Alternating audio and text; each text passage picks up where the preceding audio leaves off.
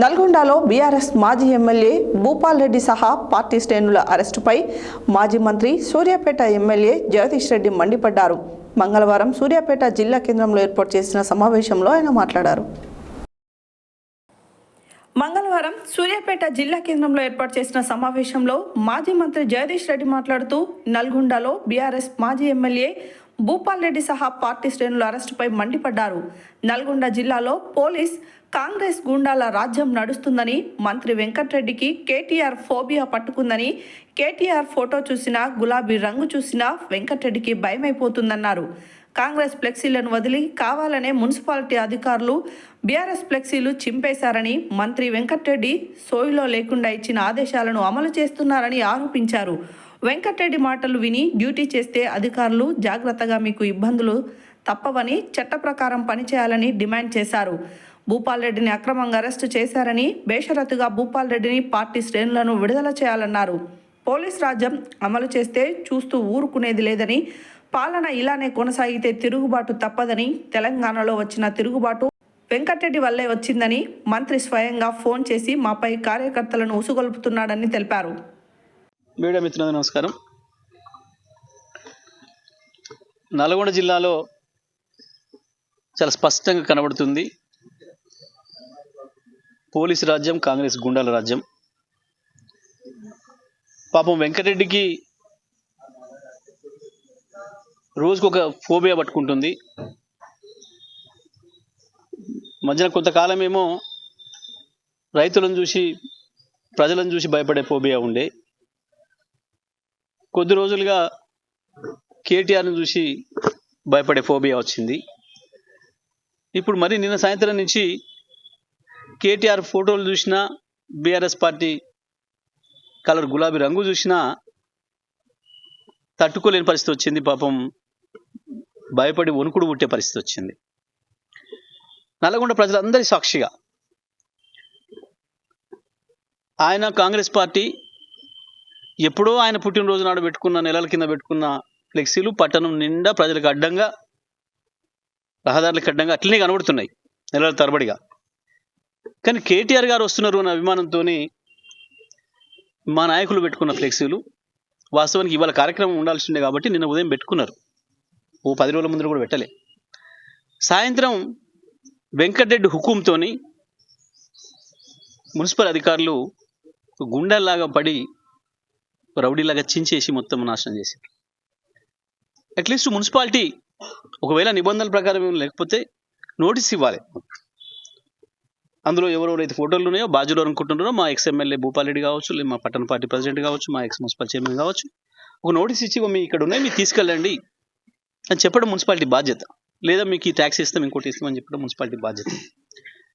కానీ కేవలం వెంకటరెడ్డిని సంతృప్తిపరచడం కొరకు వెంకటరెడ్డి సోయిలోకి ఉండి ఇచ్చిన ఆర్డర్లు, నేను జిల్లా అధికారులందరూ చెప్తున్నా, వెంకటరెడ్డి ఏది పడితే ఆర్డర్ ఇస్తే చేస్తే మీరు ఇబ్బందులు పడతారు. వెంకటరెడ్డి ఎప్పుడు కూడా మనిషి స్పృహలో ఉండి మాట్లాడడం లేదు, స్పృహలో ఉండి మీకు ఆదేశాలు ఇవ్వడం లేదు.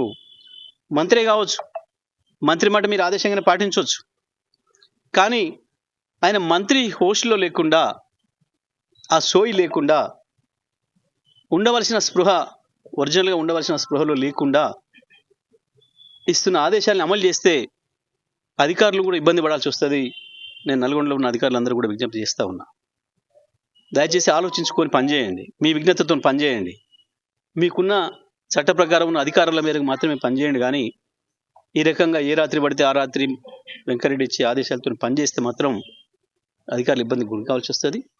మరి వాళ్ళు దాని విషయంలో రాత్రి ఏదైతే చేసినరో, అధికారులు చేసిన అక్రమ చర్యలు ఏదైతే ఉన్నాయో, చట్టవిరుద్ధమైన చర్యలు ఏదైతే ఉన్నాయో, దాని గురించి అడగడానికి మున్సిపల్ ఆఫీస్కి వెళ్తే ఇవాళ మా మాజీ శాసనసభ్యులు భూపాల్ రెడ్డి గారు కావచ్చు, మా మాజీ మున్సిపల్ చైర్మన్ సైద్ రెడ్డి గారు కావచ్చు, ఇతర కార్యకర్తలందరూ కూడా అక్రమంగా అరెస్ట్ చేశారు పోలీసులు. అక్రమంగా అరెస్ట్ చేసిన మా నాయకులు వెంటనే విడుదల చేయాలని చెప్పి నేను డిమాండ్ చేస్తూ ఉన్నా. ఈ రకమైన పోలీసు రాజ్యం అమలు చేస్తామంటే మాత్రం కష్టమవుతుంది. ఎందుకంటే ఇది నల్గొండ జిల్లా అనే విషయం కూడా గుర్తుపెట్టుకోవాలి.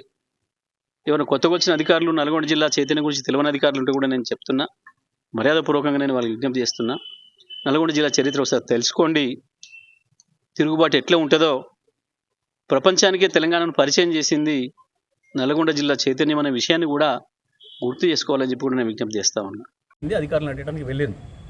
కానీ వెంకరెడ్డి స్వయంగా ఫోన్ చేసి తన గుండాల్ని ఉసిగొల్పి, అరే టీఆర్ఎస్ వాళ్ళు ఉర్రాడరా, మీరు కూడా ఉరుకురి అని చెప్పి ఫోన్లు చేసి చెప్పిండు. వాళ్ళే చెప్తున్నారు ఆ విషయం. మేమెందుకు వస్తామన్నా ఇక్కడికి, వెంకరెడ్డి ఫోన్ చేసి తిడతా ఉన్నాడు మమ్మల్ని పొమ్మని చెప్పి అంటే టీఆర్ఎస్ కార్యకర్తల మీద దాడులు చేయడానికి కూడా కోమటిరెడ్డి వెంకటరెడ్డి ఉసిగొల్పుతున్నాడు. ఇది స్పష్టంగా మాకు సమాచారం ఉంది. మేము అధికారులను డిమాండ్ చేస్తూ ఉన్నాం, ఇది సరైన పద్ధతి కాదు. అక్కడికి వచ్చినప్పుడు ఇరు వర్గాలు గొడవలు చేసినప్పుడు ఇది ఇద్దరు కూడా చేయండి మరి అరెస్ట్. వాస్తవానికి కాంగ్రెస్ పార్టీ కార్యకర్తలకు అక్కడ పని లేదు, ఆడికి వెళ్ళాల్సిన అవసరం లేదు. వాళ్ళు అది అధికారులకు బీఆర్ఎస్ పార్టీకి సంబంధించిన చర్చ.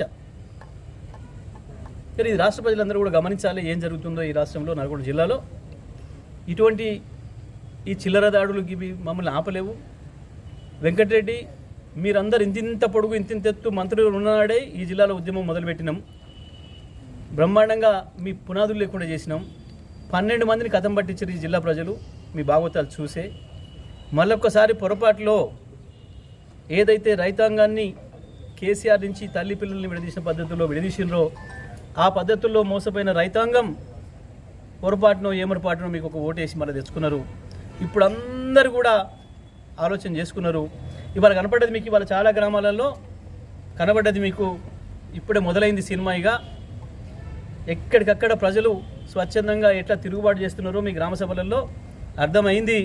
మీ భాగవతం బట్టబయలు అవుతుంది, మీ పాపాల పుట్ట పగులుతుంది. మళ్ళీ తప్పకుండా మరొక కాంగ్రెస్ రహిత ఉద్యమం, కాంగ్రెస్ రహిత తెలంగాణ కావాలన్న ఉద్యమం కూడా నల్గొండ జిల్లా నుంచి మొదలవుతుంది. కాంగ్రెస్ హఠావో నినాదం కూడా నల్గొండ నుంచి మొదలవుతుంది. గుర్తుపెట్టుకోవాలి, రాష్ట్ర కాంగ్రెస్ గుర్తుపెట్టుకోవాలి. జిల్లాలో ఉన్న ఇతర సీనియర్ కాంగ్రెస్లు అందరూ కూడా నేను విజ్ఞప్తి చేస్తూ ఉన్నా, ఇటువంటి ఈ చిల్లర పద్ధతులు, చిల్లర దాడులు